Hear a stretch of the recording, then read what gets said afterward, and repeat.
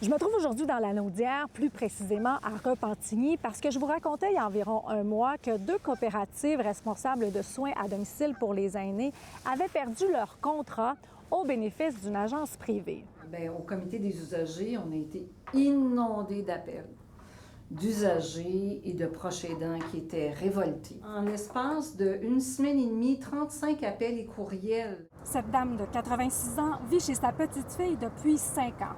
Éric venait 3 jours par semaine. C'est fini depuis mercredi.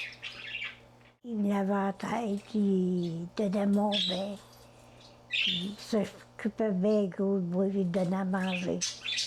Ça faisait bien du bien, ça me reposait. C'était un monsieur, mais il était bien poli. Puis il était diplomate, tu sais. J'avais pas peur avec lui. Kate, quant à elle, est doublement frappée parce qu'elle travaillait pour la coop. Elle a donc perdu son emploi, en plus de son préposé. On est traités encore une fois comme des numéros. On n'est pas des humains, on n'a pas de sentiments.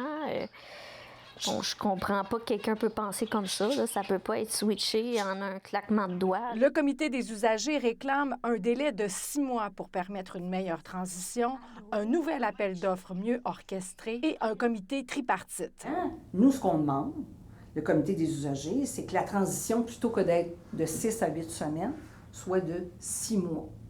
Le temps qu'il y ait vraiment un contact qui puisse... Un lien de confiance, tu ne peux pas établir ça là, en criant ciseaux. 150 personnes qui étaient touchées pour l'emploi et de plus 403 personnes qui recevaient les services. De la façon qu'ils l'ont traité, c'est comme si ça serait commercial. Ça veut dire qu'on fait des appels d'offres, puis parce qu'on prend le plus bas soumissionnaire, mais on n'a pas regardé le côté humain.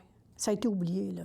T'sais, on n'est pas un meuble, là. Et selon les informations qu'on a pu obtenir sur le terrain, l'agence privée qui a obtenu le contrat fait de la sollicitation auprès des employés qui ont perdu leur emploi. Puis après ça, bien, ça cause la frustration parce que si on décide qu'on veut pas aller pour l'agence, c'est les clients qui sont frustrés, tu sais, puis là, c'est nous autres qui n'est pas fin, fait Je peux pas dire que elle aussi me a donné à manger aujourd'hui. Mais elle est firme, mais elle n'est pas sûre qu'elle va rester. Parce qu'elle ne paye pas beaucoup.